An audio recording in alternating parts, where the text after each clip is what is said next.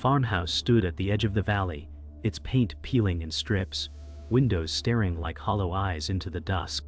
Sarah said, "It feels colder inside than out." Daniel forced a laugh, though his eyes betrayed unease. Their daughter Emily clutched her stuffed rabbit tightly, whispering that the walls seemed to breathe. The wind outside howled through gaps in the wood, carrying with it the faint smell of rot. A floorboard groaned under Daniel's step, sharp enough to echo like a warning. The silence afterward was thick, broken only by Emily's nervous question, "Did someone already live here?" Sarah shivered, brushing dust from a table that seemed oddly out of place. The shadows lengthened across the room, reaching like fingers toward them. Daniel whispered, "It's just the house settling," but his words died quickly, swallowed by the oppressive weight of the silence. The morning light seeped through cracked shutters, illuminating chairs pulled away from the table. Sarah froze, whispering that she hadn't moved them. Daniel muttered, "It was probably settling floors again," though his jaw tightened as he spoke. Emily's small hand tugged Sarah's sleeve, insisting the chairs had been watching her sleep. The air was heavy with dust, but beneath it lingered a faint metallic tang. Sarah touched one of the chairs, only to find deep scratches gouged into the wood. Daniel frowned, tracing them with his fingers, uneasy silence filling the room. The farmhouse seemed to breathe again, each creak and sigh like a mocking echo of their disbelief. Emily insisted again that the chairs had faces, whispering that they turned toward her bed.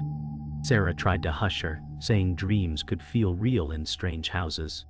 But Emily shook her head, eyes wide, voice trembling that she had been awake.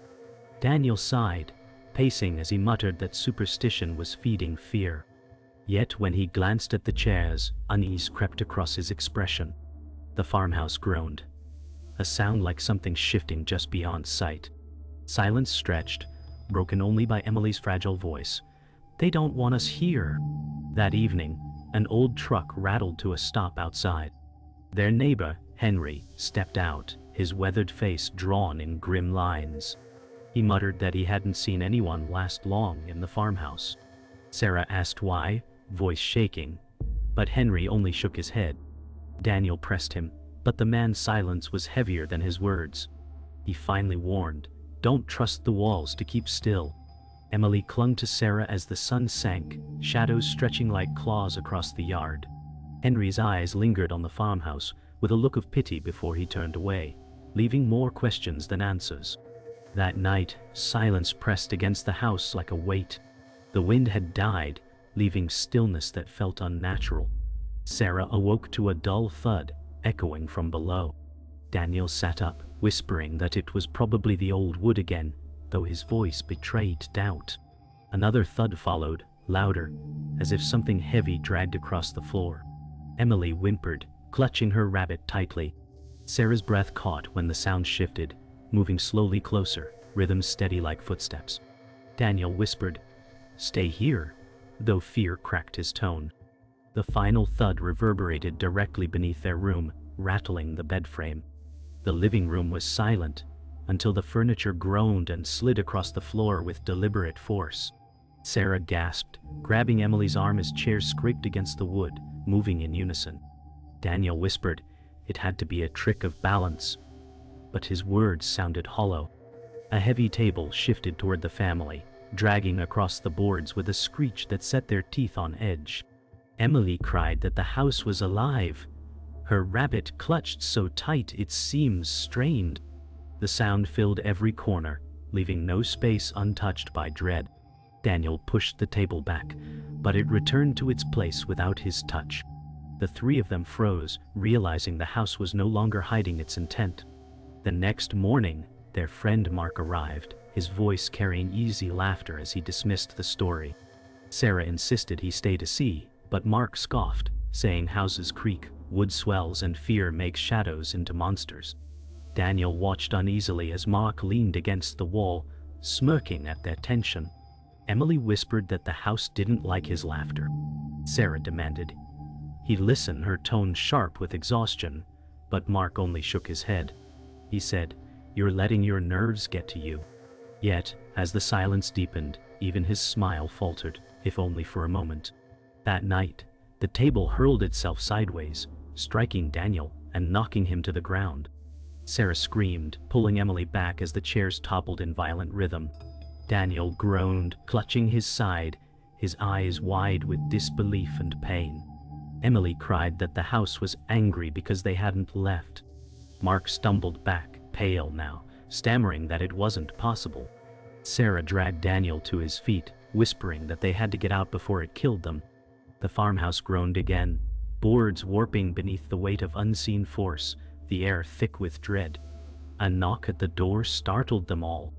Standing in the cold night air was a stranger, tall and gaunt, with eyes that seemed to hold knowledge too heavy to bear. He introduced himself only as Samuel, his voice quiet, but edged with urgency. He said the farmhouse was wrong, a place marked long before their arrival. Sarah demanded to know what he meant, but he only shook his head. Daniel pressed for answers, his voice strained, while Samuel warned that once the house awakened, it never slept again. Emily hid behind Sarah, whispering that she didn't like his eyes. Later, Emily sat at the table, crayons scattered as she drew with trembling hands. Sarah leaned over her shoulder and froze. The paper showed the farmhouse, every window dark, but inside the rooms, the furniture was alive, twisted into grotesque shapes. Emily whispered. She hadn't imagined it. The chairs moved to watch her sleep. Daniel stared at the drawing, his stomach sinking as the shape seemed almost ritualistic. Mark muttered that it was just a child's fear, but his voice lacked conviction. Samuel stood in the corner, silent, his eyes fixed on the image as though he recognized something. The farmhouse groaned as Daniel pushed open a warped panel behind the stairs, revealing a hidden room choked with dust. Sarah whispered it felt wrong, her hand gripping Emily's shoulder. The air inside was stale, heavy with the stench of mildew and something older. Mark muttered it was just forgotten storage, but his voice cracked when the lantern light fell on strange carvings scrawled across the walls. Emily clung to her rabbit, whispering the scratches looked like faces. Samuel stepped forward, eyes narrowing, saying the room was never meant to be found. Silence pressed down, as if the walls themselves listened. The following day, an older woman arrived at their door, her steps halting, her face etched with sorrow. She introduced herself as Margaret, a survivor of the farmhouse decades ago. Her voice trembled as she warned them the house never forgets, only waits. Sarah begged her to explain, but Margaret shook her head, saying she had escaped once but never truly left. Daniel asked what had happened, his voice low with dread. Margaret's eyes watered as she whispered that the walls remembered every scream. Emily hid behind Sarah, while Mark muttered that she was only feeding fear. That night, the family awoke to find the furniture rearranged into a pattern across the living room floor. The chairs formed a circle, the table centered like an altar. Sarah whispered, "It was no accident." Daniel's face drained of color as he realized the arrangement resembled the carvings from the hidden room. Emily clung to Sarah, whimpering that the house wanted them trapped inside. Mark muttered in disbelief, though sweat beaded on his brow. Samuel stared at the circle, whispering that the house was preparing for something. The silence between each groan of shifting wood made the air unbearable. Sarah screamed when she found dark stains beneath a loosened floorboard in the kitchen. "I'm done." Daniel knelt, pulling the board back to reveal dried patches that smelled unmistakably of iron. Emily cried out, covering her face against Sarah's dress. Mark muttered, it was probably animal blood, but the tremor in his voice betrayed him. Samuel said nothing, only watching as if confirming his worst suspicions. Sarah trembled, whispering the stains looked too deliberate, too placed. Daniel covered the board quickly, his hands shaking. The house groaned above them, as though mocking their discovery. That night, the house seemed to breathe louder, every groan a voice hiding just beneath the wood. As Sarah lay awake, a whisper called her name, dragging the sound across the dark. She jolted upright, but the room was still. Daniel stirred, muttering it was just the wind, though fear lingered in his eyes. Emily whimpered in her sleep, whispering words she couldn't know. Mark rolled over, covering his ears, but the whisper returned, clearer, naming them one by one. Samuel stood in the hallway, rigid, whispering that the house had chosen them. The silence afterward was worse than the sound. Sarah sat awake through the night, her eyes heavy, her hands trembling around a cold cup of tea. Every creak of the house made her flinch. Daniel tried to comfort her, whispering that they were safe, but the words rang hollow. Emily slept uneasily, muttering in her dreams, clutching her rabbit like a shield. Sarah whispered that she could hear breathing in the walls, steady and patient, as though something was waiting. Mark told her exhaustion was twisting her thoughts, but she knew he was lying to himself. Samuel only muttered that the house was feeding on their fear, and it would grow hungrier. Later, Daniel overheard Mark whispering with Samuel in the hallway, his tone urgent, almost desperate. Mark muttered that they shouldn't tell Sarah everything. Samuel's voice was grim, insisting secrets would kill them faster than fear. Daniel stepped closer, demanding to know what they were hiding. Mark's face paled as he tried to laugh it off, but the tension betrayed him. Sarah appeared, her voice sharp, asking why they were whispering. Silence stretched thick as Samuel turned away, muttering that trust was already broken. Sarah's breath caught as she realized they weren't only fighting the house, but each other. Without warning, the living room erupted into chaos. The furniture convulsed, chairs crashing against walls, the tables spinning as though gripped by unseen hands. Sarah screamed for Emily, shielding her as splinters flew across the room. Daniel shouted for everyone to run, his voice drowned by the groaning of the house. Mark stumbled back, narrowly avoiding a chair that shattered against the wall. Samuel raised his voice above the roar, declaring the house was testing them. Emily sobbed, her cries piercing through the storm. The farmhouse raged as though alive, every corner filled with violence, until silence fell suddenly, cruelly. Mark stood frozen, his face pale as the final chair dropped with a hollow thud. His voice cracked as he admitted it wasn't possible to deny it anymore. Sarah glared at him, demanding why he mocked them before. Mark shook, whispering he had tried to believe reason, but the house had silenced that lie. Daniel muttered that belief didn't matter, only survival. Emily clung to Sarah, her small voice asking if they could go home. Samuel's gaze was steady, cold, as he said the house wouldn't let them leave until it was finished. Silence followed, thicker than the violence before it. Daniel found a journal tucked beneath a broken drawer, the leather cover brittle with age. Sarah leaned close as he opened it, revealing pages filled with frantic writing. The entries spoke of furniture rearranged nightly, patterns forming, and voices demanding obedience. Emily whimpered that the handwriting looked like the carvings on the walls. Mark's face darkened as he muttered that the family before had gone mad. Samuel's voice trembled as he whispered the truth. The house was never just haunted, it was alive. Sarah shut the book quickly, her heart hammering, as if the words themselves might awaken something deeper. The journal's final entry chilled them. It named the master of the house, a figure who demanded worship through blood and fear. Samuel whispered that the entity bound itself to the farmhouse centuries ago. Sarah trembled, asking why the family before them never escaped. Samuel's eyes darkened as he said they never truly left. Emily cried that she could hear someone whispering her name again. Daniel gripped the journal tighter, muttering that the thing wasn't just haunting them, it owned them. Mark backed away, pale, whispering that no one could fight something like this. The farmhouse creaked, groaned, and seemed to listen. That night, the furniture shifted again, but this time it wasn't random. Chairs scraped into a perfect circle, the table at the center forming the very symbol they had seen carved in the hidden room. Sarah gasped, whispering it was a ritual. Daniel pulled her back as Emily cried, saying the house wanted her inside the circle. Mark muttered in panic that the floorboards pulsed like a heartbeat. Samuel said the house was feeding, building power through their terror. The circle groaned, tightening as though waiting for a sacrifice. The shadows stretched long, pulling them toward the ritual. Samuel's voice grew harsh as he revealed the farmhouse's history. Generations had been bound here, their fear feeding the entity. He said the furniture wasn't furniture at all, but vessels crafted to trap energy, shaped by suffering. Sarah staggered, her voice breaking as she said, "The house was alive."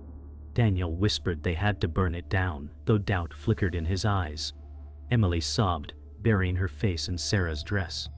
Mark cursed, shouting they should never have stayed a second night. Samuel's voice broke as he admitted there was no escape once chosen. Suddenly, Emily vanished. Sarah screamed her name, frantic, while Daniel tore through the rooms in desperation. Mark shouted in panic, his voice cracking as he overturned chairs.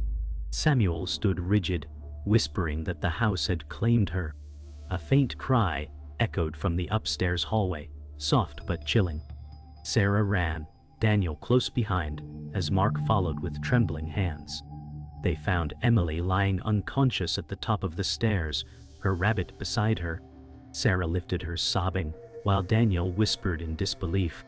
Samuel muttered that it was only the beginning, his eyes fixed on the shadows moving behind them.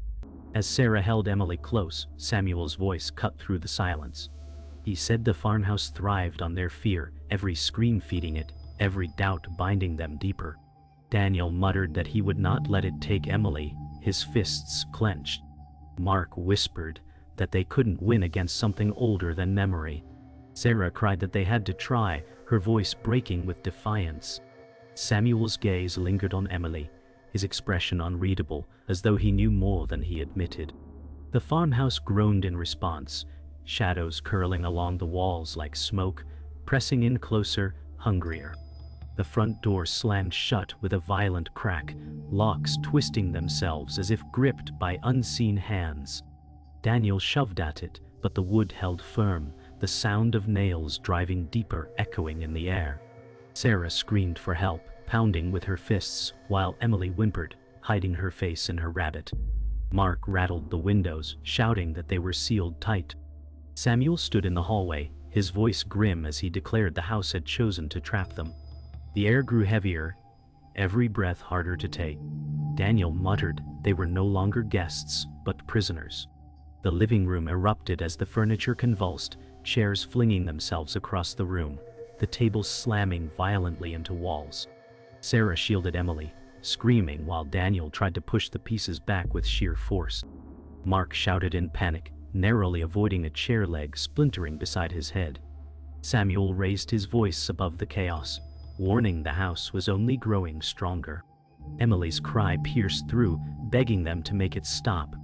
The walls rattled, plaster cracking, dust falling like ash. Then in sudden silence, every piece froze, arranged in a circle around them, trapping them at its center. The circle of chairs shifted, tightening, until Emily was pulled toward its center. Sarah screamed, grasping at her daughter's arms, but an unseen force dragged the child forward. Daniel lunged, his face twisted with desperation, while Mark shouted in horror. Emily cried out, begging for her mother, her rabbit slipping from her hands. Samuel's voice cracked as he declared the house had chosen her as its vessel. Sarah's voice broke into sobs as she screamed that it couldn't take her child. The circle pulsed, a living thing, the shadows flickering like flames around the terrified girl. Daniel seized a chair and hurled it into the fireplace, shouting they would burn the house down. Flames licked the wood, but instead of weakening, the walls shuddered and the floor groaned as though in fury. Sarah cried that it wasn't working, clutching Emily to her chest. Mark stumbled, covering his ears as the roar of the house filled the air. Samuel warned that the entity wasn't tied to wood or nails, but to them.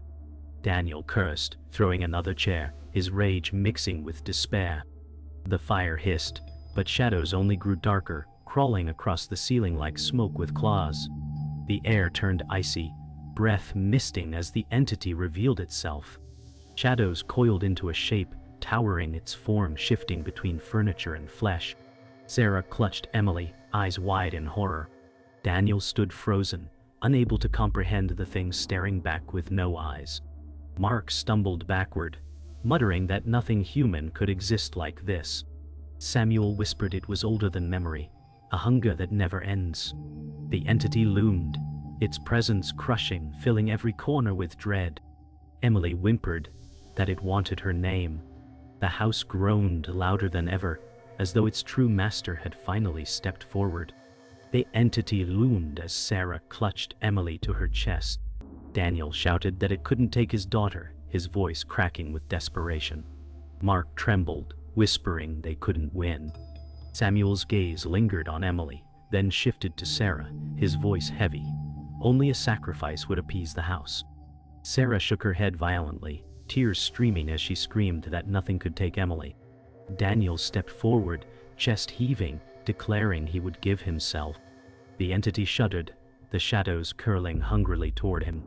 Sarah sobbed, begging him not to, but Daniel's eyes were set, his love stronger than his fear. Mark suddenly lunged forward, shouting that he wouldn't die here. He shoved Daniel aside, his face twisted with terror, and ran toward the doorway. The house groaned as the shadows lashed out, wrapping him in a suffocating grip. His scream echoed as the entity dragged him into the darkness, his body twisting unnaturally. Sarah covered Emily's eyes, tears spilling down her cheeks. Daniel stood frozen, his chest heaving, while Samuel whispered that betrayal always finds its punishment. The sound of Mark's scream was replaced by silence, his absence leaving a chill deeper than death itself. The house shook violently, walls cracking as plaster rained down. Sarah screamed for Daniel to grab Emily, her voice barely heard over the roar. Daniel pulled them close, shielding them as the ceiling buckled. Samuel shouted that the house was unraveling, its master losing control. Emily buried her face in Sarah's chest, sobbing. The floor split, beams groaning, furniture collapsing in a storm of splinters. Daniel shouted that they had to run, dragging Sarah and Emily toward the collapsing stairs. Behind them, the entity shrieked in fury, its form unraveling into smoke and shadow that clawed at the walls in rage. They burst through the shattered doorway, stumbling into the cold night air as the farmhouse groaned behind them. Sarah gasped, clutching Emily, while Daniel dragged them further into the yard. Samuel stumbled out last, his face grim and pale. Behind them the farmhouse roared, its windows glowing with unnatural fire as the roof caved in. Emily whimpered, whispering that it was over. Sarah kissed her forehead, whispering reassurance, though her eyes stayed fixed on the house. Daniel muttered that they had escaped, but his voice trembled with disbelief. The house collapsed inward, vanishing into smoke and silence. Days later, they sat in a rented house far from the valley. Sarah tucked Emily into bed, smoothing her hair gently. Daniel whispered that they were safe now, though his voice cracked. Emily clutched a rabbit, her eyes heavy but uncertain. Sarah kissed her goodnight and turned off the lamp. The silence was warm, comforting, until a faint scrape echoed across the floor. Daniel froze, staring at the chairs by the table.